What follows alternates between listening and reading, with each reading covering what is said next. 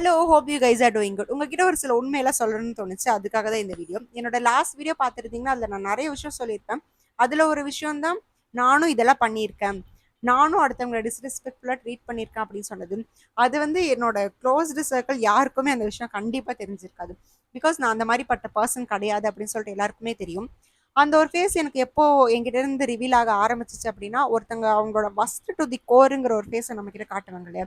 அப்போ மேபி எனக்குள்ள இருந்த அந்த டெவில் ஃபேஸ் வந்துச்சா இல்லையா அப்படிங்கிறத தெரியல. பட் அதை நினைச்சு நான் ரொம்ப அஷேம்டா ஃபீல் பண்றேன். நானும் இதெல்லாம் பண்ணியிருக்கேன் அப்படின்னு சொல்லி கேட்டிங்கன்னா, நமக்கு அந்த ஒரு டீன் ஏஜ், ஒரு புரியாத இம்மெச்சோர்டான ஒரு ஃபேஸ்ல இருக்கும் இல்லையா? டீன் முடிஞ்ச அந்த 20 அந்த பீரியட் ரொம்ப ஒரு மாதிரி கஷ்டமான பீரியடா இருக்கும். என்ன பண்றோம், ஏது பண்றோம், பண்றதெல்லாம் கரெக்ட் அப்படின்னு சொல்லிட்டு ரொம்ப ஒரு மாதிரி கன்ஃபியூஸ்டு ஸ்டேட்ல இருக்கும். அந்த டைம்ல மேபி என் லைஃப்ல வந்து நெகட்டிவ் பீப்புளுக்கு மட்டும்தான் அந்த ஃபேஸ் தெரிஞ்சிருக்கும்னு நினைக்கிறேன். ஆனா எந்த விதத்துலையும் நான் ஒருத்தவங்களோட காஸ்ட் வச்சோ ரிலீஜன் வச்சோ பேசவே இல்லை. அதை நினைச்சு நான் ரொம்ப ப்ரௌடா ஃபீல் பண்றேன். என் லைஃப்ல இத்தனை ஃப்ரெண்ட்ஸ் இருக்காங்க. இந்த 24 இயர்ஸ் ஜேர்னில என் லைஃப்ல நான் சம்பாதிச்ச ரொம்ப பெரிய விஷயமே என்னோட ஃப்ரெண்ட்ஸ் தான். ஆனா அந்த ஃப்ரெண்ட்ஸ் என்ன ரிலீஜன், என்ன காஸ்ட்ங்கிறது கூட இது வரைக்கும் நான் கேட்டுக்கிட்டதே கிடையாது. ரொம்ப க்ளோஸ்டு சர்க்கிளா இருந்தாங்கன்னா கூட எனக்கு கண்டிப்பா தெரியாது.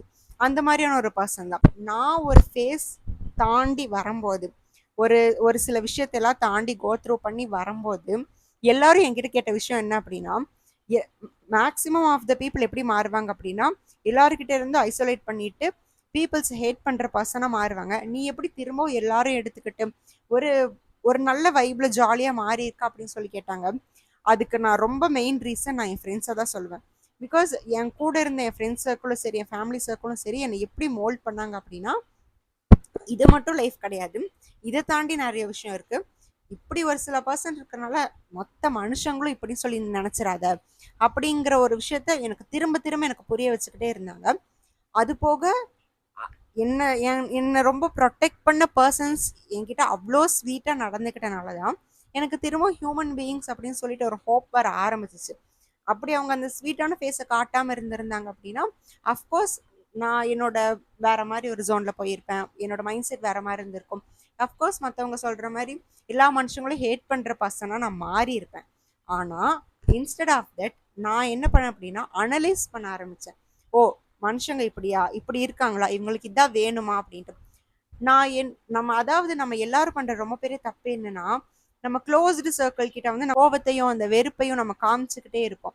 அது எண்ட் ஆஃப் த டே எனக்கு இப்போ நான் ரொம்ப கில்ட்டா ஃபீல் பண்ற ஒரு விஷயம் என்ன அப்படின்னு சொல்லி கேட்டிங்கன்னா, எனக்கு கோவம் வரும், எனக்கு அந்த மூட் ஸ்விங்ஸ் இஷ்யூ எல்லாம் இருக்கு அப்படிங்கறனால நான் என்னோட ரொம்ப க்ளோஸ்டு சர்க்கிள்குள்ள ரொம்ப வெறுப்பை காமிச்சுக்கிட்டே இருப்பேன். பட் இந்த லாஸ்ட் 1 இயர்ல நான் கத்துக்கிட்ட ஒரு நல்ல விஷயம் என்னன்னு கேட்டிங்கன்னா, நான் என் அம்மா கிட்ட சாரி கேட்க ஆரம்பிச்சேன். நம்ம எல்லாருக்கிட்டையும் சாரி கேட்போம், நம்ம கூட இருக்கிறவங்க கிட்ட சாரி கேட்க மாட்டோம். அதாவது எல்லாரும் சொல்றாங்க இல்லையா, நம்ம கூட இருக்கிறவங்க கிட்ட சாரி கேட்காதீங்க, நம்ம கூட இருக்கிறவங்களுக்கு தேங்க்ஸ் சொல்லாதீங்க அப்படிங்கிறது கிடையாது. Every one deserves respect. எல்லாருக்குமே வந்து அது, அதாவது எக்ஸ்பெக்ட் பண்ண, இப்போ என் ஃப்ரெண்டு கூட இருக்க ஏதாவது பண்றப்ப தேங்க்ஸ், இதுக்கெல்லாம் என்ன தேங்க்ஸ் சொல்லிட்டு அப்படின்னு நானும் நினைப்பேன். ஆனா நம்ம மனசாட்சிக்கு தெரியும் இல்லையா, அந்த ஒரு விஷயம் தேங்க்யூன்னு சொல்ற ஒரு வார்த்தைனாலையும் சாரின்னு சொல்ற வார்த்தைனாலையும் ஆப்போசிட் பர்சனுக்கு ஒரு சின்ன ஹாப்பினஸ் வருது, நம்ம மேல இன்னுமே ரெஸ்பெக்ட் வருது அப்படிங்கிறப்போ ஒய் நாட் நம்ம அதை ஏன் சொல்லக்கூடாது அப்படின்ட்டு. நான் இப்போ எப்படிப்பட்ட வசனமா ஆயிட்டேன்னா, என் அம்மா கிட்ட ஃபர்ஸ்ட்ல நிறைய சாரி சொல்லுவேன். ஈகோ வரும், பேச மாட்டேன் என் வீட்டில். அந்த மாதிரியான ஒரு ஃபேஸ் எல்லாம் இன்னுமே நான் அஃப்கோர்ஸ் காமிச்சிட்டு தான் இருக்கேன். ஆனா அந்த ப்ராப்ளம் எப்படியாவது சார்ட் அவுட் பண்ணி முடிச்சுட்டு சாரின்னு சொல்லி கேட்கும்போது அது ரொம்ப ரிலீஃப்டா இருக்கும். நமக்கு மட்டும் கிடையாது, நம்ம க்ளோஸ்டு சர்க்கிள் என்ன பண்ணுவாங்கன்னா, நம்மளை ஈஸியா மன்னிச்சிருவாங்க. அதுதான் இருக்கிறதுலே பெரிய பிரச்சனை. நம்மளுக்கு கொஞ்சம் செகண்ட் சர்க்கிள், தேர்ட் சர்க்கிள் எல்லாம் பார்த்தீங்கன்னா நம்மளை அவ்வளோ சீக்கிரம் மன்னிக்க மாட்டாங்க. நம்ம மேலே அந்த வெஞ்சன்ஸ் இருக்கும், வெறுப்பு இருக்கும். ஆனால் நம்மளோட க்ளோஸ்டு சர்க்கிள் நம்மளை மன்னிச்சு மன்னிச்சு திரும்ப திரும்ப அக்செப்ட் பண்ணுறனால நமக்கே end of the day guilt வந்துடும். அது எல்லாருக்கும் வருமா தெரியல, எனக்கு அந்த கில்ட் வர ஆரம்பிச்சிச்சு. என்னடா நம்ம இவ்வளோ பண்ணுறோம், திரும்பவும் நம்மளை அக்செப்ட் பண்ணுறாங்க அப்படின்னு சொல்லிட்டு. அப்படி நான் நினச்ச அந்த ஒரு மென்டாலிட்டினால தான் நான் எல்லாருக்கிட்டையும் சாரின்னு கேட்குறதோ தேங்க்யூன்னு சொல்கிறதோ நான் பழகிக்கிட்டேன். இது ரொம்ப ஒரு நல்ல விஷயம் அப்படின்னு நினைக்கிறேன். பேக் டு த டாபிக், நான் அந்த டிஸ்ரெஸ்பெக்ட்ஃபுல்லாக ட்ரீட் பண்ணதெல்லாம் கேட்டிங்க அப்படின்னா, எஸ் நான் பண்ணியிருக்கேன். ஆனால் அதை நினச்சி நான் ரொம்ப, என்னையே நினச்சி நான் ரொம்ப அஷேம்டாக கேவலமாக நான் நினைக்கிறேன். பிகாஸ் இப்போ நான் எப்படிப்பட்ட பர்சனாக மாறி இருக்கேன் அப்படின்னு கேட்டிங்கன்னா, ஆப்போசிட் பர்சன் எப்படி வேணாலும் இருக்கட்டும், யாராக வேணாலும் இருக்கட்டும், நான் உனக்கு ரெஸ்பெக்ட் கொடுப்பேன் அப்படிங்கிற மாதிரியான நம்மளை, அதாவது எங்கள் அப்பா அடிக்கடி ஒரு விஷயம் சொல்லுவார், ஒருத்தவங்களை உனக்கு கெட்ட வார்த்தையில் திட்டுறாங்க அப்படின்னா அதுக்காக நீ ரியாக்ட் பண்ணணுங்கிற அவசியம் கிடையாது. அது ஏன் அது வந்து உனக்கு என்ன வந்து ஒட்ட போகுதா? இல்ல இல்ல. அப்புறம் ஏன் நீ அது நினைச்ச ரொம்ப கன்ஃபியூஸ்ட் ஆயிட்டு அப்போ ஏன் நீ அந்த அந்த ஒரு வேற மாதிரியான ஒரு ஃபேஸை காட்டுற அப்படின்னு சொல்லிட்டு எங்க அப்பா சொல்லிட்டே இருப்பாரு. அது அப்போ சொல்லும் போதெல்லாம் எனக்கு புரியல. லேட்டரா இப்போ எனக்கு அந்த ரியலைஸ் ஆகுது. ஒருத்தங்க எவ்வளோ வஸ்டா அவங்கள ட்ரீட் பண்ணாலும், எவ்வளோ கேவலமா ட்ரீட் பண்ணாலும் அவங்கள திருப்பி இல் ட்ரீட் பண்ணணுங்கிற அவசியம் கிடையவே கிடையாது. மேபி என்னோட அந்த மெச்சோர்டு அந்த ஒரு மென்டாலிட்டி தான் இப்போ இதெல்லாம் என்ன பேச வைக்குதா அப்படின்னு சொல்லி கிடையாது. நம்ம எக்ஸ்பெக்ட் பண்றோம்ல, இவங்க தேங்க்யூ சொல்லுவாங்க, சாரி சொல்லுவாங்க, அடுத்தவங்க சொல்லலைனாலும் நம்ம சொன்னா அதுதான் நம்ம அந்த இடத்துல தான் நம்ம மேல வந்து நிற்போம்.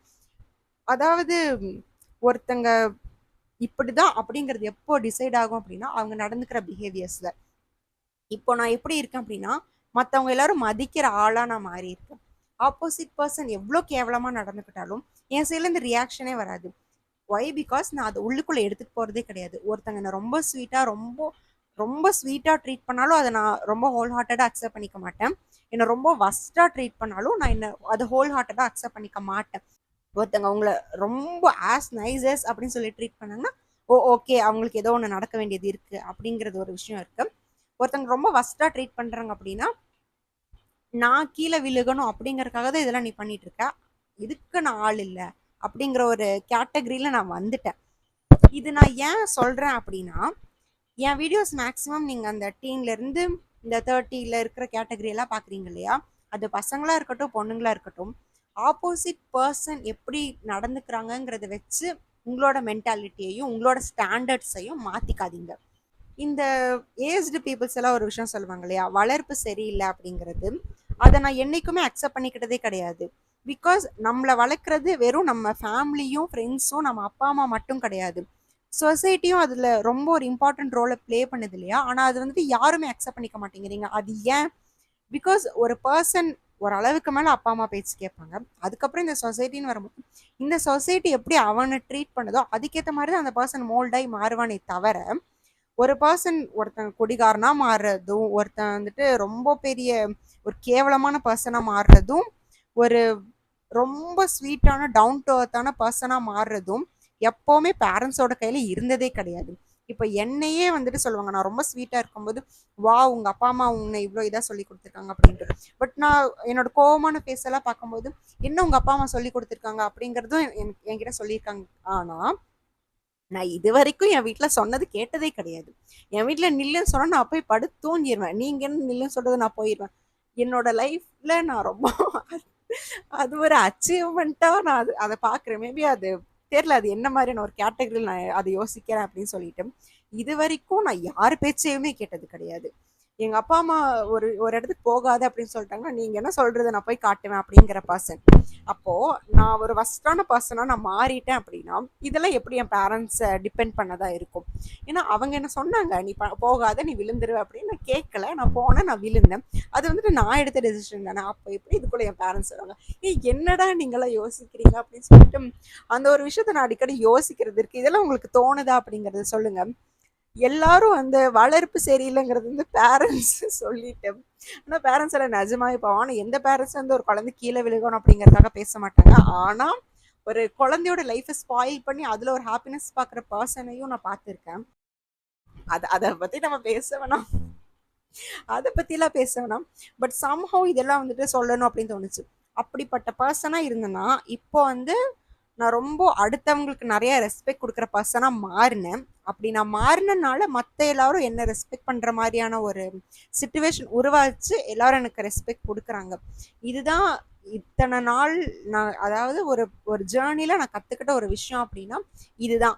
மற்றவங்க எப்படி வேணாலும் இருக்கட்டும், யாரா வேணாலும் இருக்கட்டும், எவ்வளோ வஸ்டா பிஹேவ் பண்ணட்டும், எவ்வளோ ஸ்வீட்டா பிஹேவ் பண்ணட்டும், உங்களோட ஸ்டாண்டர்ட்ஸை மாத்திக்காதீங்க. அதுக்குன்னு சொல்லிட்டு ஒருத்தர் ரொம்ப ஸ்வீட்டா இருக்கணும், ஒரு கேவலமான ஃபேஸ் காட்டுவேன் அது கிடையாது. நீங்க எப்பவுமே ஒரு டவுன் டு அர்த்தான ரொம்ப ஹாப்பியான எல்லாரையும் மதிக்கிற எல்லாருக்கும் ரெஸ்பெக்ட் கொடுக்குற எல்லாரும் ஏத்துக்க தெரிஞ்ச ஒரு பர்சனா இருந்தீங்கன்னா கண்டிப்பா லைஃப் பெட்டரா கிடையாது, வேற லெவல்ல லைஃப் மாறும். ஏன்னா அதை நான் கோத்ரூ பண்ணியிருக்கேன், எனக்கு இப்போ அது நடக்குது. நம்ம சொல்லுவோம் இல்லையா, நம்ம ஒரு சில நல்ல விஷயம்லாம் பண்ணா அது ஏதாவது ஒரு இடத்துல நமக்கு திரும்பி வரும் அப்படின்னு சொல்லிட்டு இப்போ என்னோட லாஸ்ட் இந்த 1 இயர்ல எனக்கு அது நான் பண்ண எல்லா நல்லதும் எனக்கு திரும்பி வருது. அதுதான் என்னை எடுத்துட்டு ஒரு இடத்துக்கு எடுத்துட்டு போயிட்டு இருக்கு. அது கண்டிப்பா நான் முடியும் போது நான் ரொம்ப ஹாப்பியா சாட்டிஸ்ஃபைடா இருப்பேன் அப்படின்னு சொல்லிட்டு நான் ரொம்ப நம்புறேன். So do good. எவ்வளோ நல்லது பண்ண முடியுமோ பண்ணுங்க. அது சின்னது பெருசு அப்படிங்கிறதெல்லாம் கிடையாது. எல்லாருக்கும் நல்லது பண்ணுங்க, எல்லாருக்கும் நல்லது நினைங்க. நம்ம தனுஷ் டைலாக் சொல்லணும்னா, எண்ணம் போல் வாழ்க்கை, எண்ணம் போல் தான் வாழ்க்கை. நீங்களும் நல்லா இருங்க, அடுத்தவங்களையும் நல்லா இருக்க விடுங்க, எல்லாரையும் ஹாப்பியாக பார்த்துக்கோங்க. And that's all. இந்த வீடியோ பிடிச்சிருந்துச்சுன்னா லைக் பண்ணி ஷேர் பண்ணி சப்ஸ்கிரைப் பண்ணிக்கோங்க. முடிஞ்ச இன்ஸ்டாகிராம்லேயும் ஃபாலோ பண்ணிக்கோங்க. சேனலோட லிங்க் பயோல கொடுத்துருக்கேன். Bye by.